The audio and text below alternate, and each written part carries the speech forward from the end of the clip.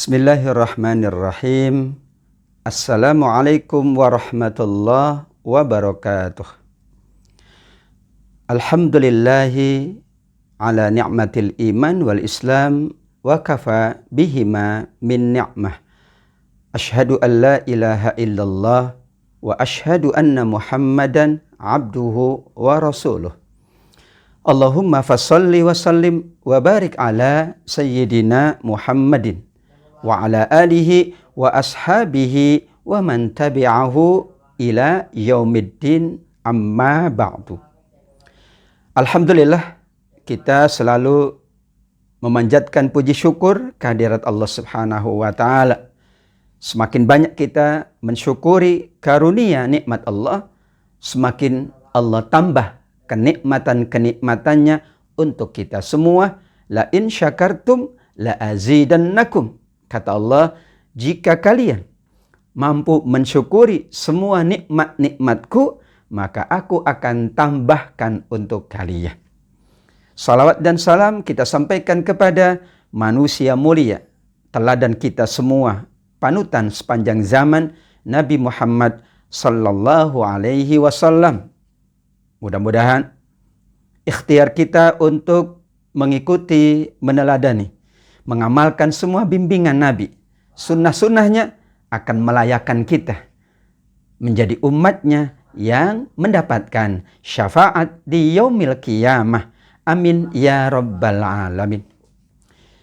Pada hari ini kita akan membahas tafsir surat Al-Mu'minun insyaallah dari ayat 23 sampai dengan ayat 42. Ayat 23 sampai dengan ayat 42 berbicara tentang kisah dua Nabi Allah. Nabi Nuh alaihi salam dengan kaumnya, dan berikutnya adalah Nabi Hud alaihi salam juga dengan kaumnya. Nabi Nuh dikatakan sebagai Nabi yang Allah utus ke kabilah yang bernama Bani Rasib. 950 tahun Nabi Nuh berdakwah kepada kaumnya. Namun yang ikut hanya sekitar 80 orang. Itulah yang Allah sebutkan di surat Al-Isra ayat yang ketiga. Nabi Nuh adalah Nabi yang paling bersyukur kepada Allah. Dzurriyyata man hamalna ma'a Nuh innahu kana abdan syakura. Sungguh Nabi Nuh adalah hamba Allah yang paling bersyukur kepada Allah Subhanahu wa ta'ala. Nabi Nuh adalah Nabi yang juga bergelar ulul azmi. Nabi Nuh adalah Nabi ketiga yang wajib kita imani setelah Nabi Adam, Nabi Idris, kemudian itulah Nabi Nuh alaihi salam. Nabi mulia ini Allah uji dengan ujian yang cukup berat. Karenanya kisah Nabi Nuh banyak di dalam Al-Quran. Di surat Al-A'raf ada kisah Nabi Nuh. Di surat Hud juga demikian. Di surat Al-Mu'minun juga, di surat Al-Ankabut, dan terakhir nanti di surat dengan nama surat, nama Nabi tersebut, surat Nuh alaihi salam. Kita awali dari ayat yang ke-23. Walaqad arsalna Nuhan ila qaumihi faqala ya qaumi ibudullah ma lakum min ilahin ghairuh afala tattaqun. Awal kisah adalah pernyataan Allah. Kami telah mengutus Nuh kepada kaumnya Bani Rasib. Apa yang dikatakan oleh Nabi Nuh kepada kaumnya? U'budullah ma lakum min ilahin ghairuh. Hendaklah kalian semua hanya menyembah, hanya mengabdi kepada Allah. Afala tattaqun. Apakah kalian tidak menjadi hamba-hamba Allah yang bertakwa?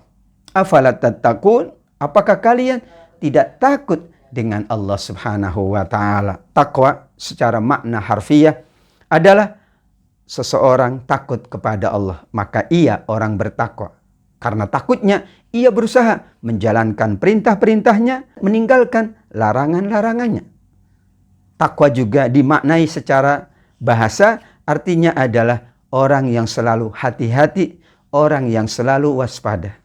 Sahabat Umar bin Khattab ketika ditanya apa yang maksud dengan takwa, beliau menggambarkan dengan gambaran ilustrasi yang sangat bijaksana. Seperti kita melalui jalan. Di jalan itu ada duri. Mungkin ada hal-hal yang mengganggu. Apa yang kita lakukan? Kita berhati-hati. Kita menjaga diri agar kita tidak terkena duri di dalam perjalanan. Godaan untuk menjadi orang yang bertakwa bukan godaan yang ringan. Selalu akan ada ujian, ada godaan. Afala tattaqun. Begitulah Allah awali kisah Nabi Nuh di surat Al-Mu'minun ayat 23 tentang pernyataan bahwa Nuh adalah salah seorang dari Nabi Allah, utusan Allah kepada kaumnya, mengajak mereka hanya beribadah kepada Allah. Apa sambutan dari kaum Nabi Nuh alaihissalam? Mereka mengatakan, "Ma hadza illa basyarum mithlukum." Nabi Nuh ini bukan manusia istimewa. Basyarum mithlukum. Ia hanya seperti manusia, seperti kalian. Ia tidak ada keistimewaan. Ia tidak ada yang beda dengan kita. Karenanya mereka tidak mau menerima. Dan kata mereka pula, yuridu ayyatafaddala alaikum. Ia ingin lebih dari kalian. Padahal Nabi Nuh tidak layak lebih dari kami. Kami lebih kaya, kami lebih hebat, kami lebih tinggi kedudukannya. Bagaimana mungkin Allah mengutus Nuh yang sama saja dengan kami? Tidak ada perbedaan-perbedaan yang menonjol. Kalau Allah menghendaki, kata mereka, walau sya'allahu la anzala malaikah. Kalau Allah menghendaki, kami maunya yang Allah utus kepada kami dari bangsa malaikat. Sehingga ada perbedaan-perbedaan. Sehingga tentu ada keutamaan-keutamaan. Begitulah apa yang dikatakan oleh kaum Nabi Nuh kepada Nabi Nuh alaihi salam. Ma sami'na bihadza fi abainal awwalin. Mereka pula mengatakan, kami tidak pernah mendengar tentang datangnya Nuh berdasarkan informasi dari nenek moyang kami. Nenek moyang kami tidak pernah memberitahukan bahwa nanti akan ada nabi yang bernama Nabi Nuh. Bagaimana kami percaya kepadamu? Sedangkan kamu tidak punya kelebihan, tidak punya hal yang berbeda dengan kami. Kamu hanya manusia seperti kami. Kalau Allah datangkan malaikat, kami beriman. Padahal itu hanya ungkapan. Mereka ingin tidak mengimani Nabi Nuh yang diutus oleh Allah. Ditambah lagi di ayat 25, in huwa illa rajulun bihi jinnah. Masya Allah, mereka katakan dia laki-laki yang mungkin tidak waras, laki-laki yang gila. Maka tunggulah apa yang akan kami lakukan kepadanya. Na'udzubillah, thumma na'udzubillah. Bagaimana mungkin manusia mulia yang Allah utus untuk menyelamatkan, membahagiakan mereka, memuliakan mereka, mereka sikapi dengan perkataan-perkataan yang tercela. Manusia biasa, tidak ada kelebihan, tidak ada keunggulan. Malah bisa jadi Nabi Nuh ini manusia yang tidak waras, gila menurut mereka. Maka kami akan memperlakukan apa yang kami perlakukan kepada Nuh. Mereka tidak mengimani. Itulah yang terjadi. Akhirnya Nabi Nuh alaihissalam Allah perintahkan untuk membuat bahtera, membuat perahu agar Nabi Nuh diselamatkan bersama orang-orang yang beriman yang jumlahnya menurut riwayat hanya 80 orang. Bisa dibayangkan 950 tahun Nabi Nuh berdakwah, yang menerima, yang mengikuti ajakan beliau hanya 80 orang. Itulah abdan syakur yang Allah sebutkan tadi, manusia yang sangat bersyukur. Manusia yang sangat tabah, ulul azmi minar rusul. Ulul azmi artinya nabi-nabi yang teguh, nabi-nabi yang tetap mampu bersabar hingga batas yang ditetapkan oleh Allah Subhanahu wa ta'ala. Ketika mereka tidak mau beriman, Nabi Nuh memohon pertolongan kepada Allah. Rabbin surni bima kadzabun. Ya Allah, tolong hamba atas apa yang mereka dustakan. Semua yang hamba sudah lakukan untuk kebaikan mereka. Namun mereka malah tidak mempercayai, mendustakan hamba. Singkat cerita, Allah abadikan di ayat 27. Karena proses yang panjang ada di surat Hud yang sudah kita bahas pada pertemuan-pertemuan sebelum ini. Fa'auhayna ilaihi anisna'il fulka bi'ayunina wa wahyina. Pertolongan Allah melalui wahyu, yaitu kami wahyukan kepada Nabi Nuh alaihi salam agar membuat kapal layar bahtera di bawah pengawasan dan petunjuk dari kami. Berarti seluruh yang dilakukan oleh Nabi Nuh atas dasar wahyu. Dan Allah selalu memberikan perlindungan. Allah selalu memberikan pertolongannya kepada Nabi Nuh alaihissalam. Ini bukan kemauan Nabi Nuh untuk pindah dari negerinya ke negeri yang lain. Namun memang wahyu dari Allah. Fa'auhayna, kami wahyukan kepadanya agar ia membuat perahu, membuat kapal di bawah pengawasan dan petunjuk kami. Apabila perintah kami datang dan dapur telah memancarkan air, tanur, artinya laut sudah mulai ya ombaknya semakin dahsyat, menggulung ombaknya, semakin menunjukkan akan terjadi banjir bandang yang sangat besar.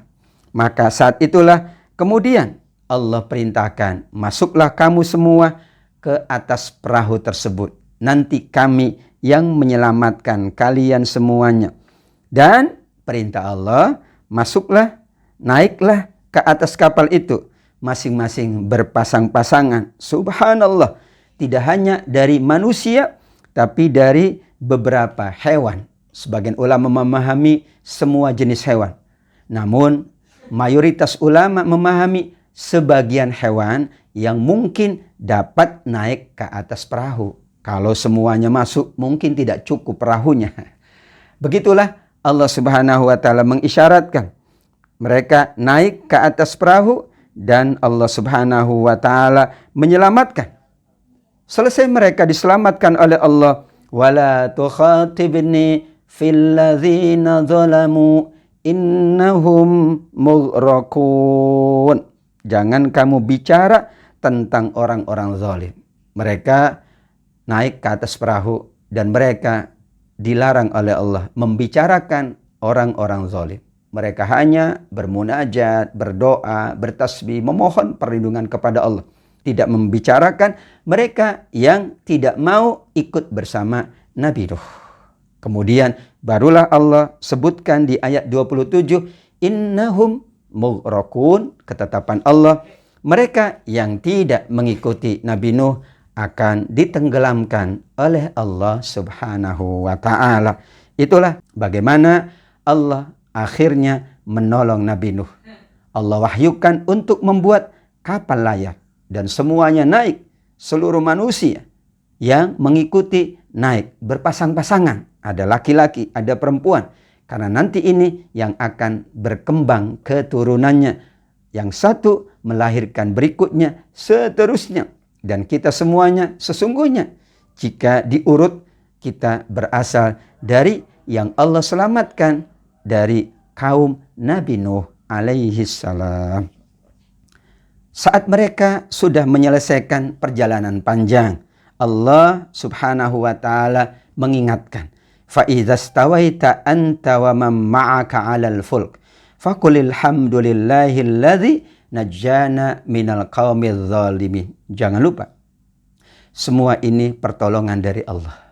Allah ingatkan, saat kamu naik di atas perahu, saat kamu diselamatkan oleh Allah, katakanlah segala puji bagi Allah, alhamdulillah alladzi najjana minal qaumidz zalimin. Ya Allah, terima kasih.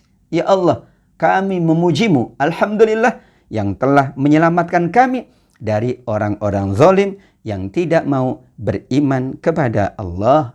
Doa berikutnya Allah juga ajarkan. Tadi doa ketika naik perahu, mereka diajarkan doa oleh Allah agar mereka memohon keselamatan, dijauhkan dari orang-orang zalim. Kemudian tentu mereka akan singgah dan mereka akan diam di tempat yang baru. Ketika kita datang di tempat yang baru, menghuni kawasan yang baru, mungkin kita pindah rumah, pindah kawasan, pindah tempat tinggal, maka kita berdoa kepada Allah, wa qur rabbi anzilni munzalam mubaraka wa anta khairul munzilin. Ya Allah, tempatkanlah hamba di tempat yang engkau berkahi. Kenapa? Karena engkaulah sebaik-baik yang memberi tempat tinggal. Dahulu Nabi Nuh dan mereka yang diselamatkan, mereka berpindah ke kawasan yang baru. Mereka diajarkan doa agar tempat yang baru, tempat yang diberkahi oleh Allah. Karena Allah lah khairul munzilin, sebaik-baik yang memberikan tempat tinggal. Saat kita berada di rumah kita, kemudian kita berpindah ke rumah baru, mungkin berpindah tugas kantor, mungkin berpindah komplek, berpindah kawasan, maka tetap kita ingat dengan sejarah Nabi Nuh, doa yang diajarkan, wa qur rabbi anzilni munzalam mubaraka wa anta khairul munzilin, sehingga insya Allah tempat kita, kawasan kita, komplek kita, tempat kita bekerja adalah tempat yang diberkahi oleh Allah Subhanahu wa ta'ala. Amin ya rabbal alamin. Berikutnya ayat 30. Inna fi dzalika la ayatin wa in kunna lamubtaliin. Semua kejadian, semua peristiwa yang Allah ceritakan tentang Nabi Nuh adalah benar-benar tanda kebesaran Allah, dan kami benar-benar menimpakan siksaan kepada kaum Nabi Nuh, yaitu bentuknya banjir bandang, banjir yang sangat dahsyat, yang seluruhnya tidak ada yang selamat, melainkan yang ditolong oleh Allah naik di atas perahu yang itu merupakan wahyu dari Allah. Berakhir kisah Nabi Nuh di ayat 30. Dan Allah menetapkan sunnatullahnya, setelah berakhir satu kaum, Allah hadirkan kisah kaum yang lain. Tsumma ansha'na min ba'dihim qarnan akharin. Setelah mereka Allah ciptakan kaum yang lain. Kata para ulama tafsir, qarnan akharin yang dimaksud adalah kaum Nabi Hud alaihi salam, yang dikenal dengan kaum Ad, atau dikenal juga dengan mereka tinggal di kawasan yang disebut dengan Al-Ahqaf, yaitu bukit-bukit. Mereka tinggal di bukit-bukit. Ada nama surat namanya surat Al-Ahqaf. Itulah mereka tinggal di bukit-bukit, membuat istana di bukit-bukit. Kemegahannya, kekuatannya Allah berikan kelebihan kepada kaum Nabi Hud alaihi salam.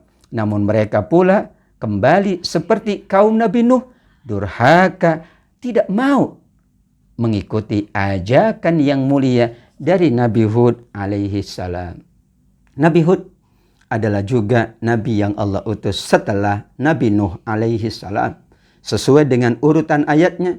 Dan begitulah urutan sejarah kaum dari kaum Nabi Nuh.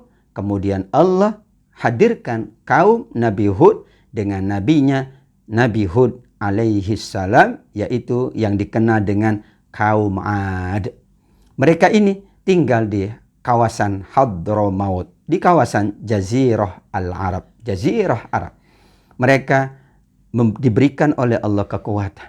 Nabi Hud mengajak mereka, namun seperti juga pendahulunya, mereka sombong dengan kemampuannya dan melupakan Allah Subhanahu wa ta'ala.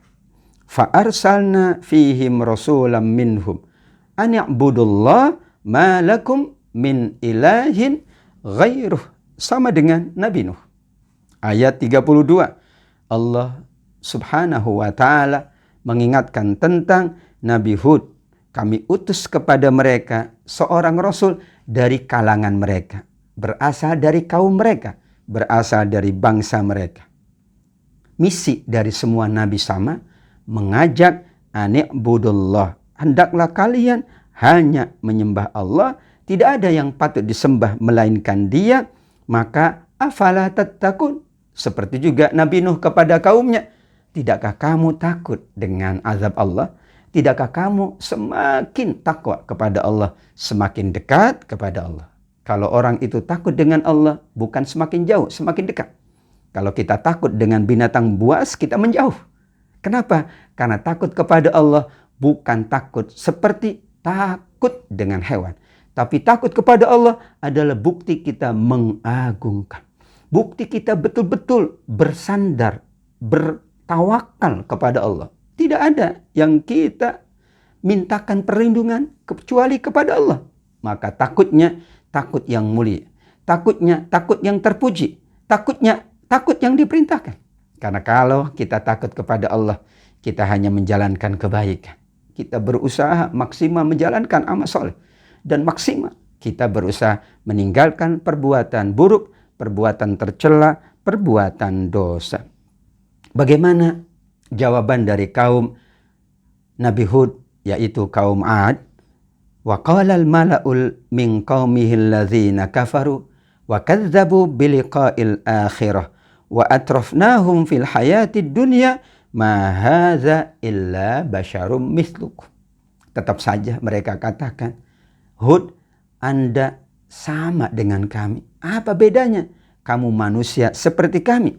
Bahkan mereka sudah berbangga, berfoya-foya, bersenang dengan anugerah kenikmatan yang luar biasa. Wa atrafnahum fil hayatid dunya.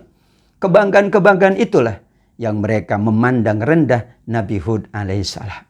Kami lebih kaya, kami lebih unggul, kami mampu membuat bangunan-bangunan di atas bukit. Apa yang kamu bisa lakukan, wahai Hud? Kamu tidak ada lain manusia biasa seperti kami. Bagaimana mungkin kami percaya kamu adalah utusan Allah? Apalagi mereka katakan, ya'kulu mimma ta'kuluna min wa yashrabu mimma tashrabun. Apa bedanya? Kamu juga makan, kamu juga minum seperti kami makan dan kami minum. Mereka sama dengan kaum Nabi Nuh. Minta Allah utus bukan dari kalangan manusia, tapi dari kalangan malaikat-malaikat Allah. Padahal Allah berkehendak. Kenapa Allah berkehendak nabinya dari manusia, bahkan dari kaum mereka? Sehingga mudah dicontoh. Jelas sekali mereka adalah contoh. Mereka punya nafsu, mereka juga makan dan minum, tapi mereka tetap beribadah, berakhlak mulia. Sehingga tidak ada alasan kaumnya untuk tidak mengikuti. Kalau yang diutus malaikat, mereka tambah beralasan. Ya, kan malaikat tidak diberi nafsu. Sementara kami diberi nafsu. Tentu kami berbuat salah, malaikat tidak berbuat salah. Tetap saja mereka akan mencari dalih, mencari argumentasi untuk tidak mau meyakini, mengimani Nabi utusan Allah. Mereka menyebutkan di ayat 34, wala in ata'tum basyaram mithlakum innakum idzal lakhasirun. Jika kamu mentaati seperti Nabi Hud ini, maka kamu akan merugi. Begitulah para kepala kabilah, para pembesar kaum 'Ad mengatakan kepada kaumnya, kamu mengikuti Hud, berarti kamu akan rugi. Tidak ada yang kamu harapkan dari Hud, enggak ada. Tapi kepada kami, lihat, kami berikan kekayaan, kami berikan kesenangan dunia. Hud tidak bisa memberikan apa-apa kepada kalian. Ia adalah manusia yang tidak memiliki apa-apa. Ujian yang sangat berat yang dialami oleh Nabi Hud berdasarkan apa yang dikatakan oleh kaumnya. Mereka mengatakan, aya'idukum annakum idza mittum wa kuntum turaba wa izama annakum mukhrajun. Kaumku, apa yang dikatakan oleh Hud? Dia mengatakan bahwa kalian akan dibangkitkan. Bagaimana mungkin kalau kami sudah mati, kami sudah menjadi debu, kami sudah menjadi tulang belulang, bagaimana mungkin kami dibangkitkan? Mereka mengingkari adanya kebangkitan. Padahal amat sangat mudah bagi Allah untuk menghidupkan kembali manusia. Allah mencipta kita pun amat sangat mudah bagi Allah. Padahal sebelum kita tidak ada apa-apanya. Kemudian Allah hidupkan kita, Allah ciptakan kita. Allah matikan kita, maka mudah bagi Allah menghidupkan kembali. Justru mereka mengingkari. Kalau sudah jadi tulang, sudah rusak, sudah hancur, sudah dimakan oleh tanah, hewan-hewan tanah di dalam kubur, bagaimana mungkin Allah menghidupkan? Itu yang mereka perkatakan, sehingga kaumnya semakin tidak beriman kepada Nabi Hud. Mereka pula mengatakan, ternyata belum selesai. Masih mereka berargumentasi, mencari pembenaran atas apa yang mereka lakukan terhadap Nabi Hud. Hayhata, hayhata lima tu'adun. Jauh sekali, mustahil kata mereka. Hayhata, hayhata, ba'id, ba'id. Bu'dan, bu'dan, jauh-jauh. Tidak mungkin, mustahil.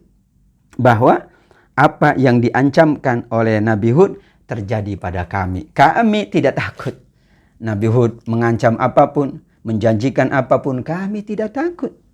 Malah mereka membahasakan hayhata, hayhata, bu'dan, bu'dan, jauh banget, jauh banget. Mustahil. Kami ini orang kuat. Tidak mungkin Allah menurunkan azab kepada kami, sehingga semakin mereka tidak percaya. Ditambah dengan ayat 37, mereka katakan pula, yang kami tahu dunia ini hanya kehidupan. Kami hidup dan mati dan tidak ada lagi kehidupan berikutnya. Kehidupan satu-satunya inilah kehidupan dunia. Untuk itu diingatkan oleh Nabi, kun fid dunya ka'annaka gharibun aw 'abiru sabil. Jadilah kamu di dunia seperti orang yang asing, orang yang tidak bertempat tinggal di situ, atau orang yang bermusafir melakukan perjalanan. Suatu saat ia akan sampai di tujuan. Dunia ini adalah transit sementara. Kalau itu yang difahami oleh orang beriman, maka dia betul-betul bersungguh-sungguh menjalankan kehidupan dunia, beramal soleh, beribadah maksimal. Apalagi kita sekarang di bulan Sya'ban, bulan yang mulia. Turfa'ul a'mal ila rabbil alamin. Saking mulianya Nabi mengingatkan, bulan Sya'ban amal kita diangkat, dilaporkan menghadap Allah. Wa uhibbu ay yurfa'a amali wa ana shaim. Kata Nabi, aku amat sangat suka saat amalku diangkat, dilaporkan, keadaanku Allah catat aku sedang berpuasa. Begitulah tuntunan Nabi agar kita memuliakan bulan Sya'ban. Mereka memahami dunia, sudah. Dunia adalah dunia. Tidak ada lagi kehidupan berikutnya. Padahal kita yakin setelah dunia ada kehidupan barzah, kehidupan kubur. Ada nikmat, ada azab kubur.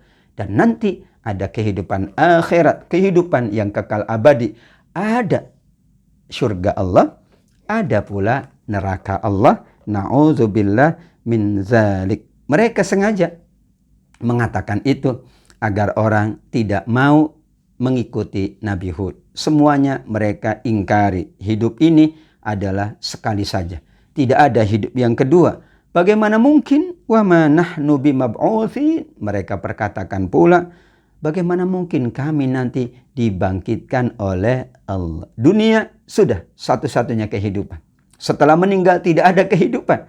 Pada nanti ada balasan, pada nanti ada mizan, timbangan, ada hisab, kita dihisab semuanya. Sampai diingatkan oleh Umar bin Khattab radhiyallahu an. Hasibu anfusakum qabla an tuhasabu. Ayo hisab kalian di dunia sebelum kalian dihisab oleh Allah di yaumil qiyamah. Hisab ini penting untuk kita mengevaluasi, muhasabah, refleksi, melakukan koreksi. Amal apa yang sudah kita lakukan, sebanyak apa, sesering apa.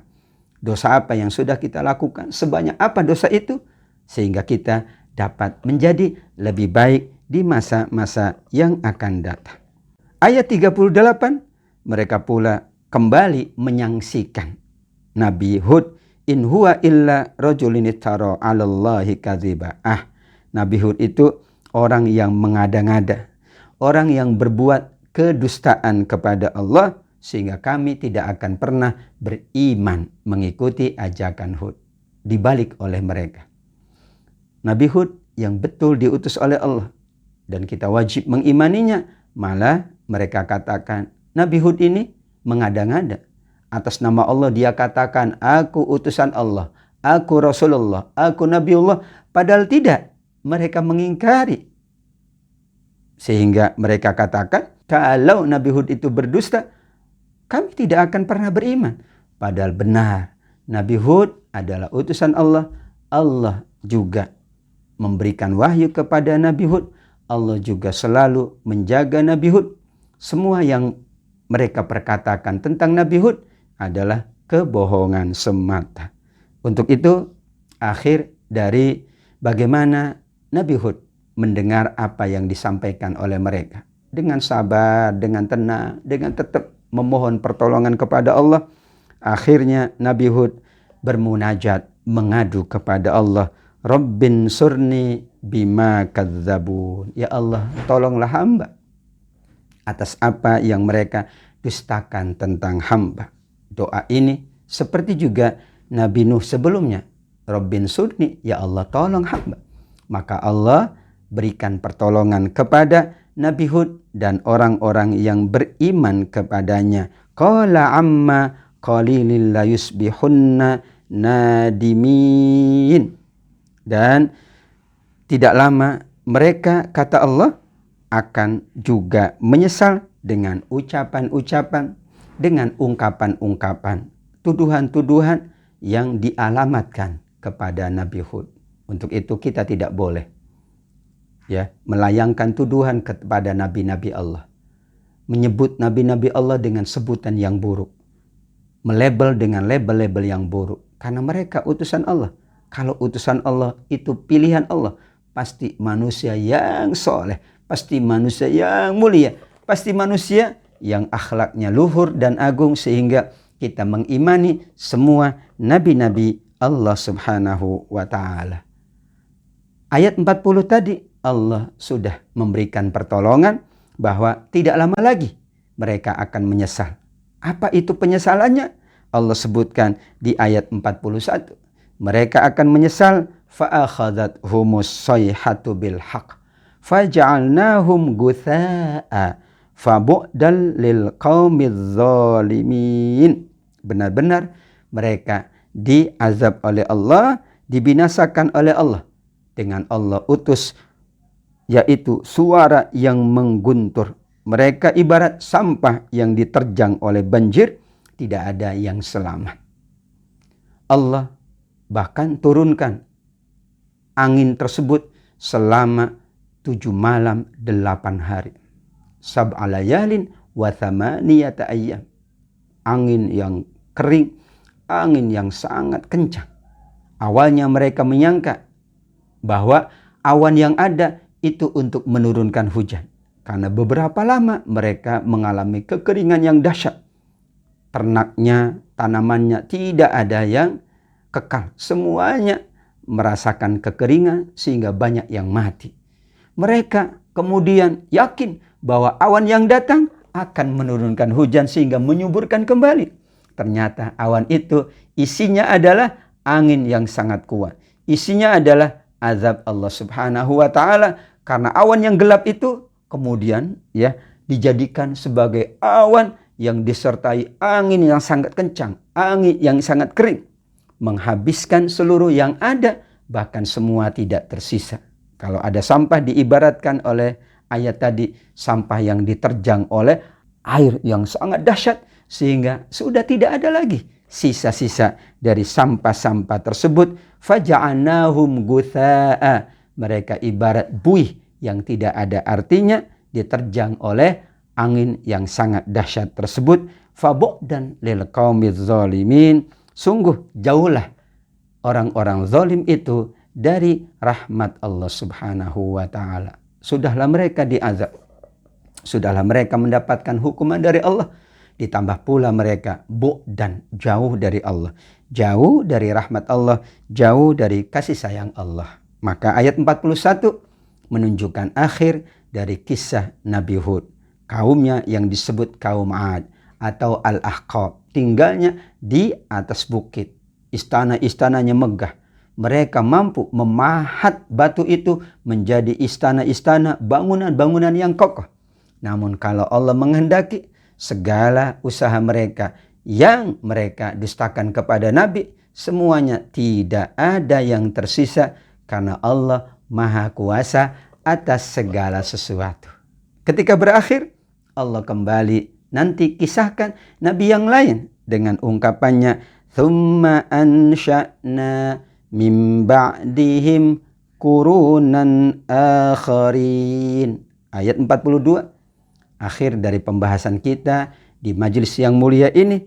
Kemudian setelah kaum Nabi Hud, kami ciptakan umat-umat yang lain. Begitulah sunnatullah.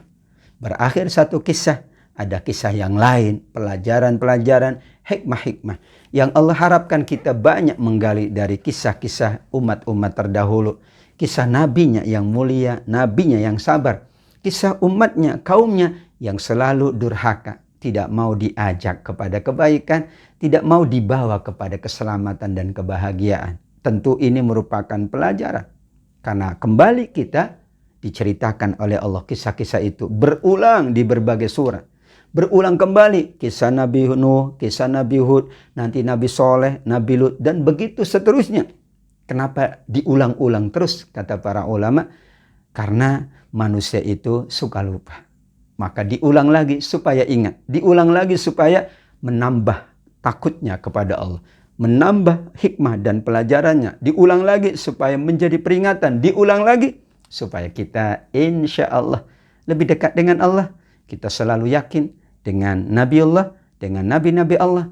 Dan kita berusaha mengikuti tuntunan Nabi kita, Nabi Muhammad Sallallahu Alaihi Wasallam. Mudah-mudahan majelis tafsir ini semakin banyak yang kita ambil hikmahnya, semakin besar kita untuk mendapatkan karunia Allah, nikmat Allah, kebaikan-kebaikan di dunia, nikmat Allah, kebaikan di yaumil qiyamah kelak dengan syafaat Al-Quran. Amin ya rabbal alamin. Demikian majelis tafsir pada hari yang mulia ini. Mudah-mudahan kita selalu dijaga kesehatan kita, selalu diberikan perlindungan oleh Allah dan diberikan pertolongan. Kita mampu menjalankan ibadah dengan maksimal, amal soleh dengan sebaik-baiknya. Jazakumullah khair. Terima kasih kepada seluruh yang selalu bersama dalam majelis yang mulia ini. Wabil khusus tentunya pengurus Majelis Ta'lim Al-Kautsar, Ibu Ketua, dan seluruh jamaahnya. Mudah-mudahan kita tetap bertemu dalam majelis yang mulia. Majelis yang penuh dengan keberkahan. Allah catat memperberat timbangan-timbangan kebaikan kita. Majelis ini menjadi taman-taman surga kita kelak di yaumil qiyamah. Amin ya rabbal alamin. Aqulu qouli hadza wal afu minkum. Wassalamu alaikum warahmatullahi wabarakatuh.